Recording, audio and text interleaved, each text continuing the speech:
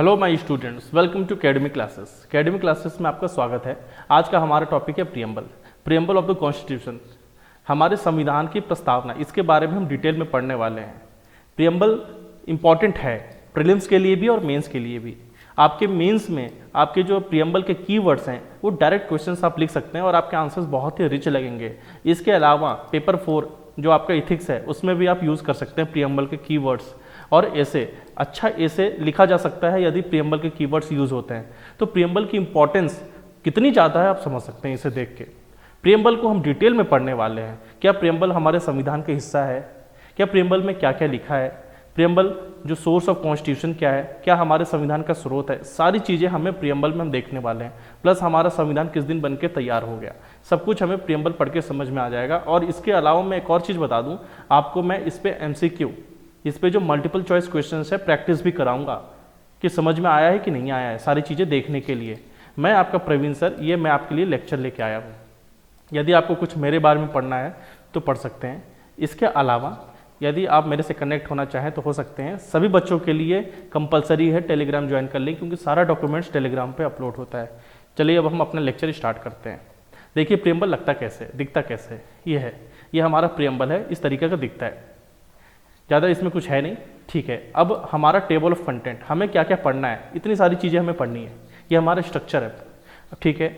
अब हमारा जब लेक्चर कंप्लीट हो जाएगा तब मैं इस पर फिर से विजिट करूंगा, तब आपको समझ में आएगा कि हमने क्या क्या पढ़ा है। अभी आपको समझ में नहीं आएगा, इसलिए हम डायरेक्ट लेक्चर स्टार्ट करते हैं अपना।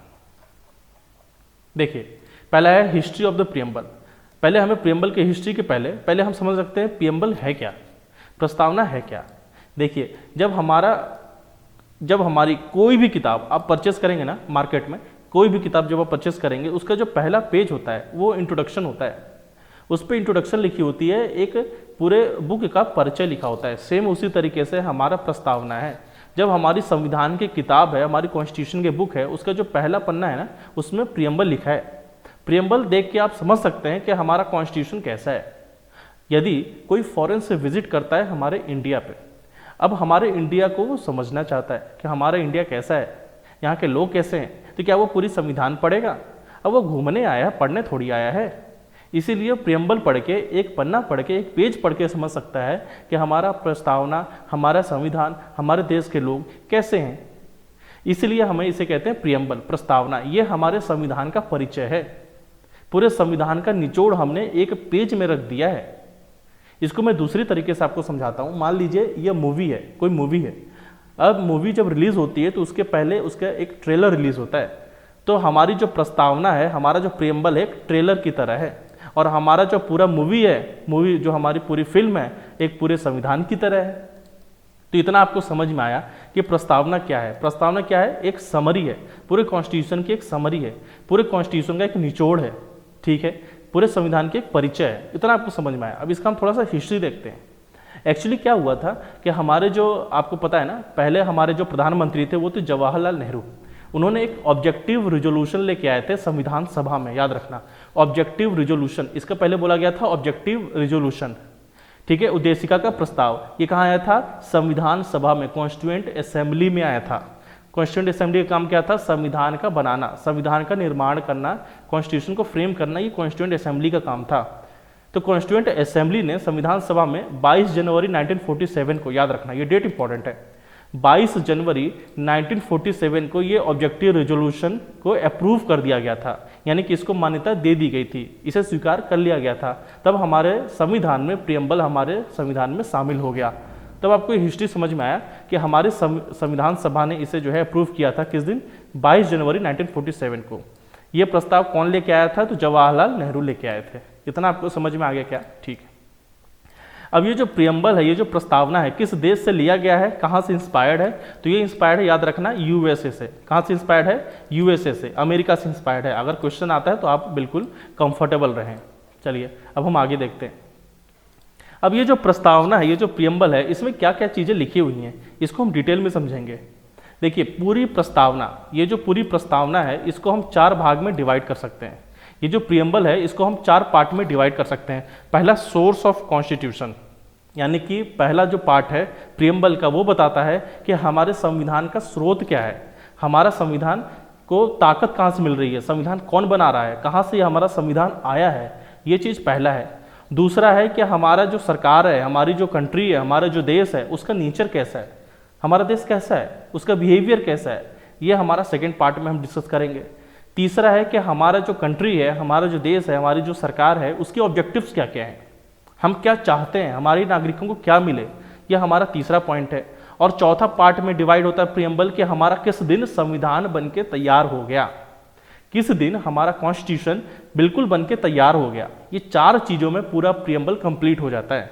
पहला है कि हमारा संविधान कहाँ से आया है, दूसरा है कि हमारी देश कैसा है, हमारी कंट्री कैसी है, तीसरा है कि हमारे नागरिकों को क्या क्या मिलना चाहिए, और चौथा है किस दिन हमारा संविधान बन के तैयार हुआ। इतना आपको समझ में आया क्या कि प्रियम्बल में चार चीज़ें हैं, चार चीज़ें मैंने आपको भी समझाया। ठीक है, अब हम एक एक करके डिटेल में देखते हैं। देखिए, पहला है कि हमारा संविधान कहाँ से आया, इसका सोर्स क्या है। तो इसमें सबसे पहले लिखा है we the people of India, हम भारत के लोग, हम भारत के लोग यह संविधान अपने आप को दे रहे हैं। यह संविधान जो कॉन्स्टिट्यूशन हमें मिली है, ये हमारे भारत के लोगों ने ही हम एक अपने आप को दिया है। ये कोई आउटसाइड पावर ने नहीं दिया है, किसी बाहरी शक्ति ने हमें नहीं दिया है, ये भारत के लोग ने ही अपने आप को दिया है। इसलिए संविधान का जो स्रोत है वो पीपल ऑफ इंडिया है, वो भारत के लोग ही हैं। ये चीज़ आपको समझना है। ठीक है, इतना आपको समझ में आया क्या, सोर्स कौन है, तो पीपल ऑफ इंडिया है। ठीक है, अब हमारी सरकार, हमारी कंट्री, हमारा देश का नेचर कैसा है ये समझना है। अब नेचर समझने के लिए इसको 5 पार्ट में फर्दर हम डिवाइड कर सकते हैं। कितने पार्ट में बच्चों, 5 पार्ट में।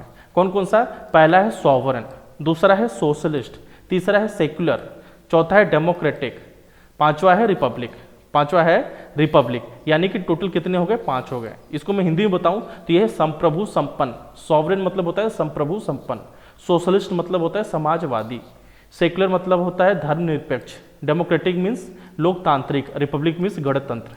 यानी कि ये 5 चीज़ों में हमें पता चल जाता है कि हमारी कंट्री कैसी है। अब हमें सॉवरेन थोड़ा डिटेल में समझना है ना। ठीक है, सॉवरेन मतलब होता है संप्रभु संपन्न। इसका मतलब कि हमारा कंट्री इंडिया किसी भी देश पर निर्भर नहीं है, किसी भी कंट्री पे, चाहे वो यूएसए हो चाहे यूके हो, किसी भी कंट्री पे निर्भर नहीं है।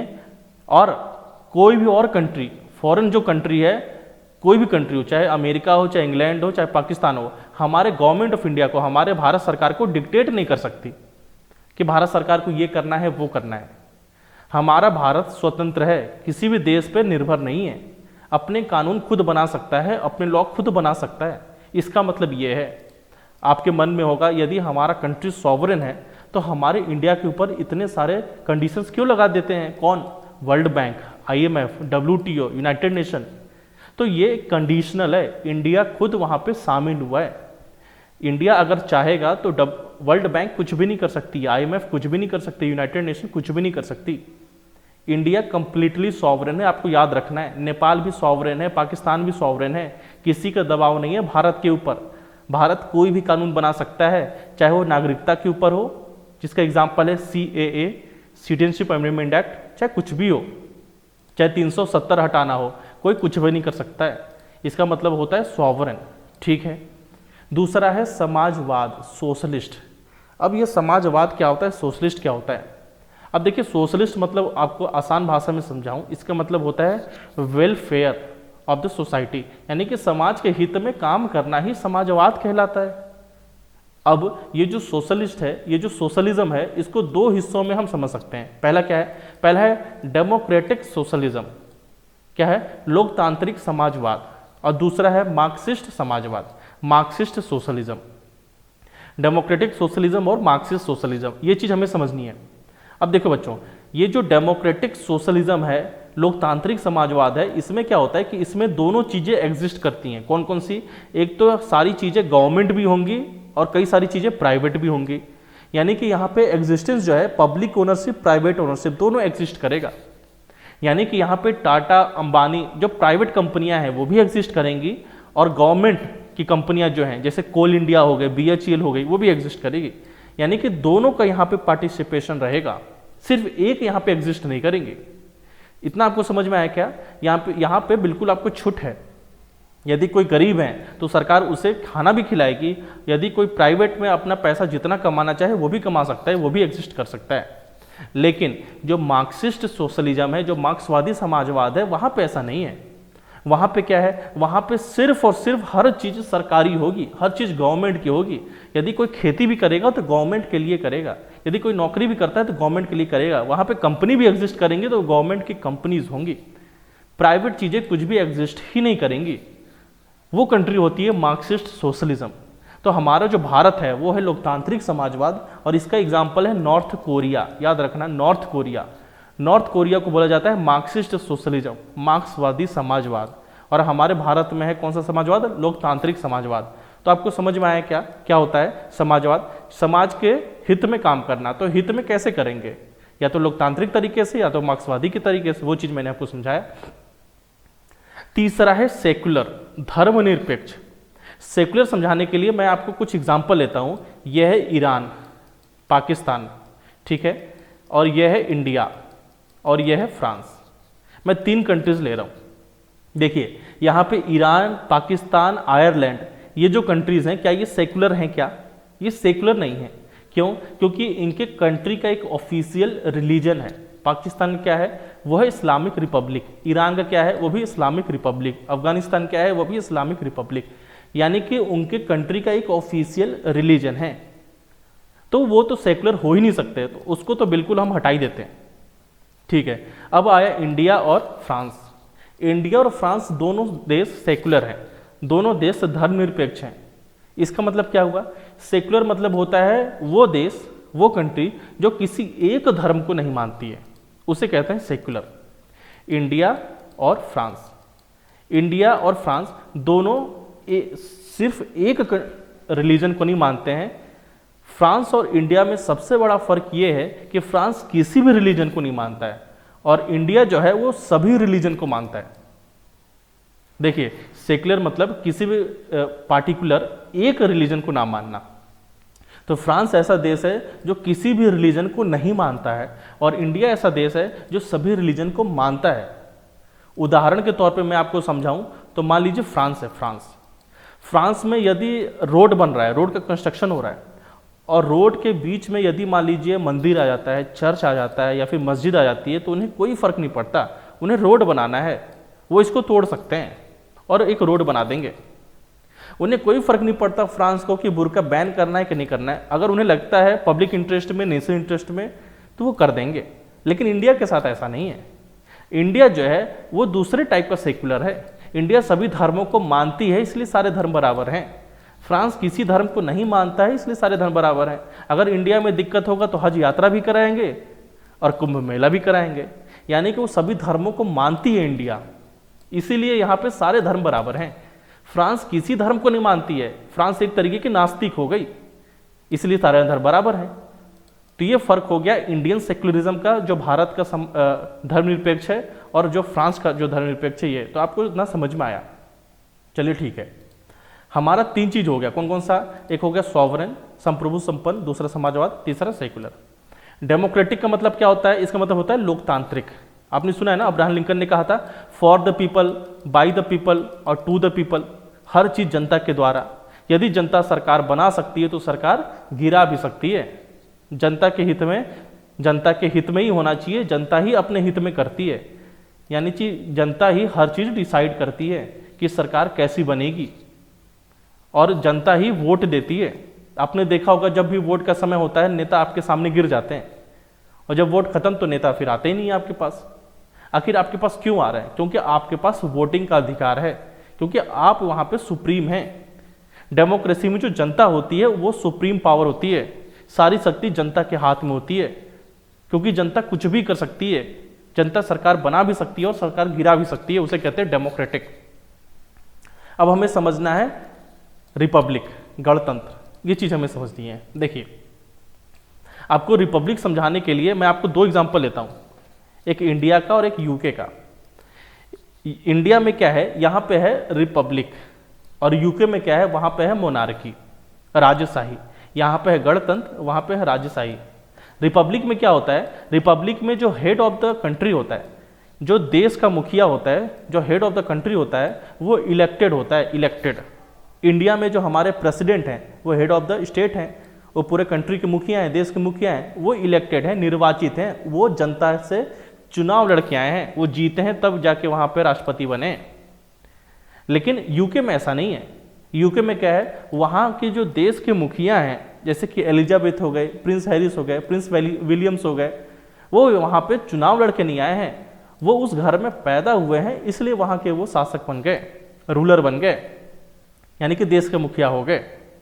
तो सबसे बड़ा फर्क यह है मोनार्की और रिपब्लिक में। मोनार्की में क्या होता है कि वहाँ पे कंडीशन बस ये है कि आपको उस घर में पैदा होना है, तब आप उस देश के मुखिया हो जाएंगे।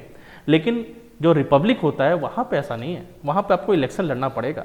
हमारे देश के जो राष्ट्रपति हैं रामनाथ कोविंद, उनके बेटे को पता नहीं है कि आगे चल के उनका बेटा जो है राष्ट्रपति बनेगा कि नहीं बनेगा। लेकिन हम यूके में ये चीज़ पता है, प्रिंस हैरिस को, प्रिंस विलियम को ये चीज़ पता है कि जब वहाँ की महारानी की डेथ होगी तो प्रिंस हैरिस या प्रिंस विलियम ही वहाँ के जो है राजा बनेंगे। तो इतना आपको समझ में आया क्या रिपब्लिक क्या होता है। रिपब्लिक यानी कि जो हेड ऑफ द स्टेट है, जो देश का मुखिया होता है, उसका इलेक्शन होगा। और मोनार्की मतलब क्या होता है, जो हेड ऑफ द स्टेट होता है उसका इलेक्शन नहीं होता है, वो ऐसे ही जो है घर का सदस्य होता है, उसको बना दिया जाता है। तो इतना आपको समझ में आया। तो ये पांच चीज़ें हम अपने देश को बनाना है।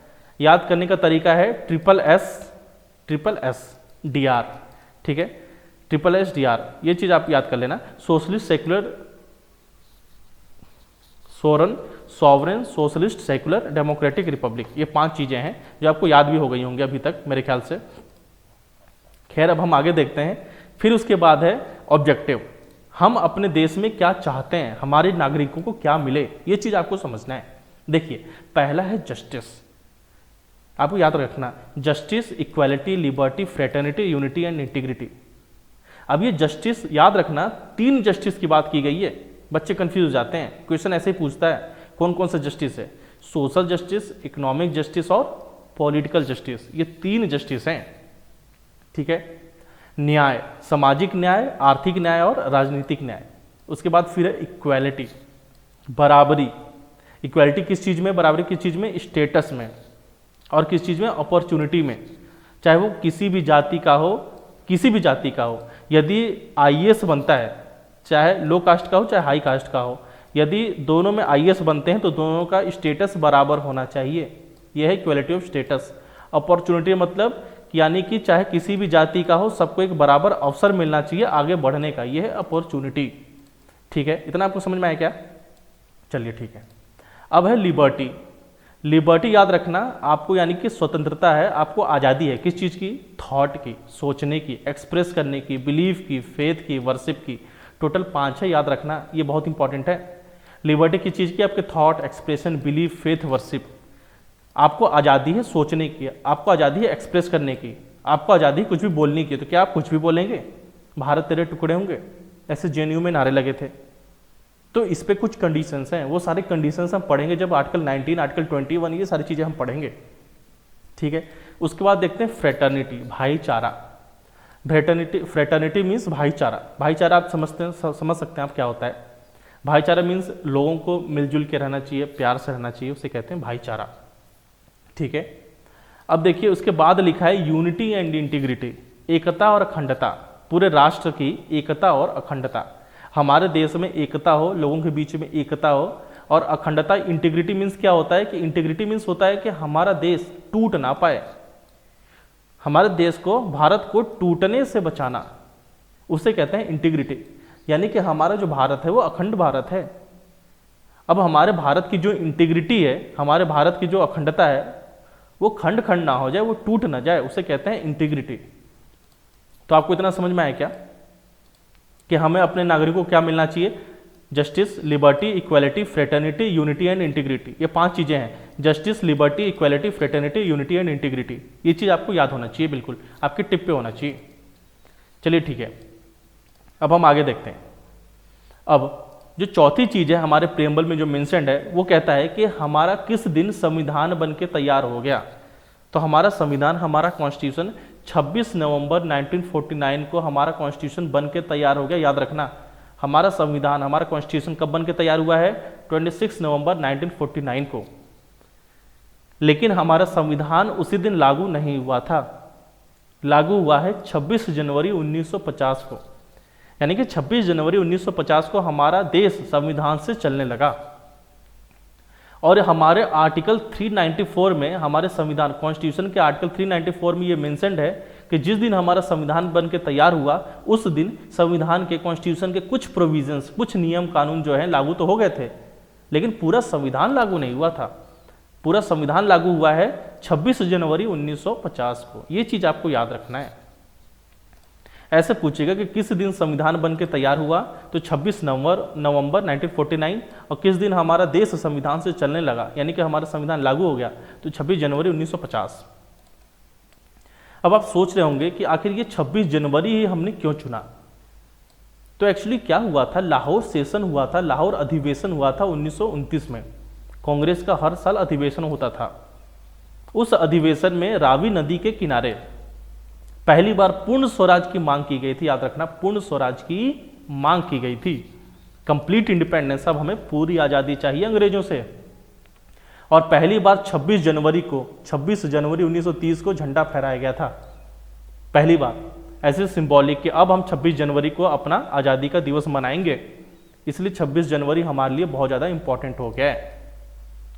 और 26 जनवरी इसलिए हमने रखा था अपने देश को संविधान का लागू करवाने के लिए। इसलिए 26 जनवरी को हम क्या मनाते हैं? रिपब्लिक डे मनाते हैं। इतना आपको समझ में आया क्या डेट ऑफ एडॉप्शन का? ठीक है। अब देखिए, अब हमें समझना है क्या हमारा जो प्रस्तावना है, क्या यह संविधान का हिस्सा है कि नहीं है। इतना कुछ हम पढ़ रहे हैं प्रियम्बल के बारे में, प्रस्तावना के बारे में, क्या यह हमारे संविधान का हिस्सा है? इसे हम सुप्रीम कोर्ट के जजमेंट से समझ सकते हैं, सुप्रीम कोर्ट के निर्णय से समझ सकते हैं।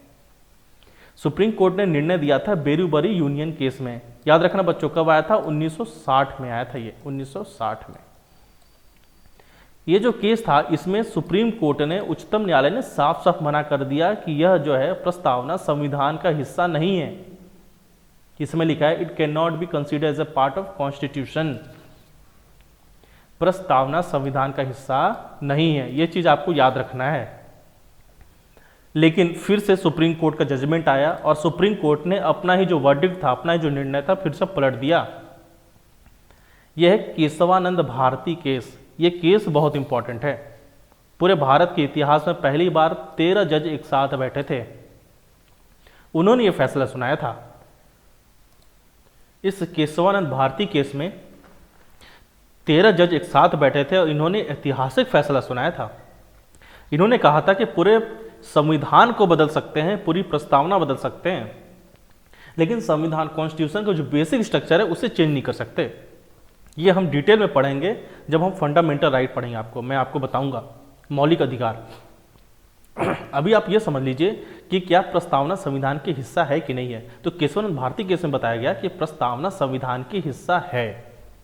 याद रखना, preamble is a part of constitution. Preamble, प्रस्तावना संविधान के हिस्सा है। तो क्या हम प्रियम्बल को, प्रस्तावना को क्या बदल सकते हैं? क्या ये संविधान का हिस्सा है तो इसमें बदलाव ला सकते हैं? तो इसमें सुप्रीम कोर्ट ने फर्दर यहाँ पे एक क्लैरिफाई किया है। कब किया है? 1995 में। याद रखना, ये आया था 1973 में, 1973 में। ये आया है 1995 में government of India versus LIC of India case में। उसमें बताया कि प्रस्तावना संविधान का हिस्सा तो है, लेकिन प्रस्तावना जो है इस पे इन्फोर्सेबल नहीं है कोर्ट ऑफ लॉ में।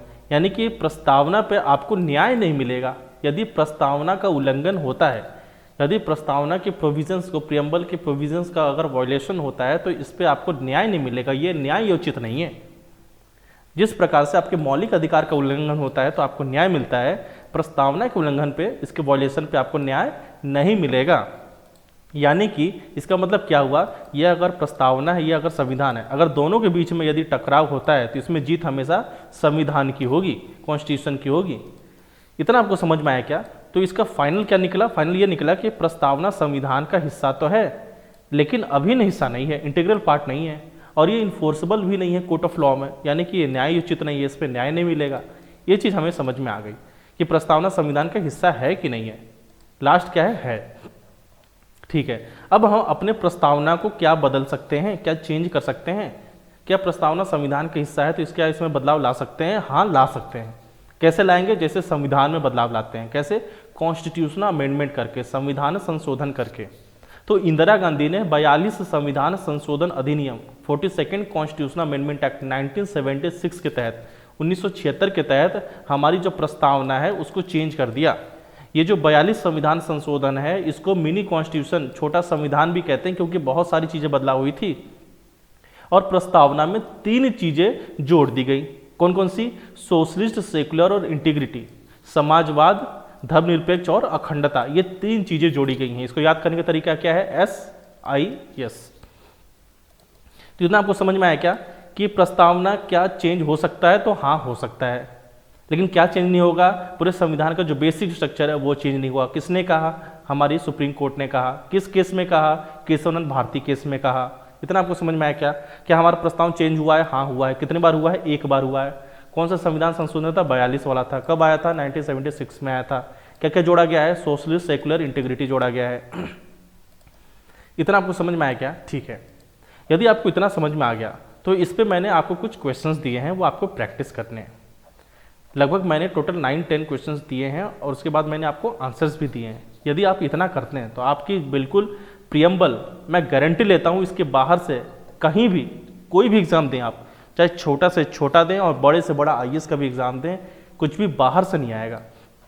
इसकी मैं गारंटी ले रहा हूँ आपको। प्लस इसको मैं आपको बता दूं, अब आप स्ट्रक्चर अगर देखेंगे तब आपको समझ में आएगा कि हमने पढ़ा क्या क्या है। पहले हमने पढ़ा history of the preamble, preamble का इतिहास पढ़ा, किसके? नेहरू जी के बारे में, वो कैसे लाए। फिर ये क्या क्या हमें देता है, प्रियम्बल जो है किस बारे में बात करता है, तो हमने इसको 4 पार्ट में डिवाइड किया। पहला क्या था? Source of constitution. फिर क्या है? नेचर ऑफ इंडियन स्टेट, कि हमारा कंट्री कैसा है। फिर हमारे नागरिकों को क्या मिलना चाहिए, ऑब्जेक्टिव। फिर क्या है? डेट ऑफ एडॉप्शन, किस दिन हमारा संविधान बन के तैयार हुआ। फिर हमने इसका स्टेटस देखा, क्या प्रस्तावना संविधान का हिस्सा है कि नहीं है। फिर उसके बाद हमने देखा क्या हमारे प्रस्तावना को बदला जा सकता है, और फिर हमने जो है क्वेश्चन आंसर्स के जो है प्रैक्टिस आपके लिए दे रखे हैं। तो ये हमारा टोटल स्ट्रक्चर रहा और ये हमारा टोटल कंप्लीट प्रियम्बल के ऊपर वीडियो रहा। अब आपको अगर कोई डाउट है तो मेरे को आप कॉल कर सकते हैं, व्हाट्सअप कर सकते हैं। मैं आपके लिए हमेशा फ्री हूँ, आपकी सहायता मैं हमेशा करूँगा। ठीक है, मैं इस वीडियो को यहीं पे एंड करता हूँ। Okay, thank you so much.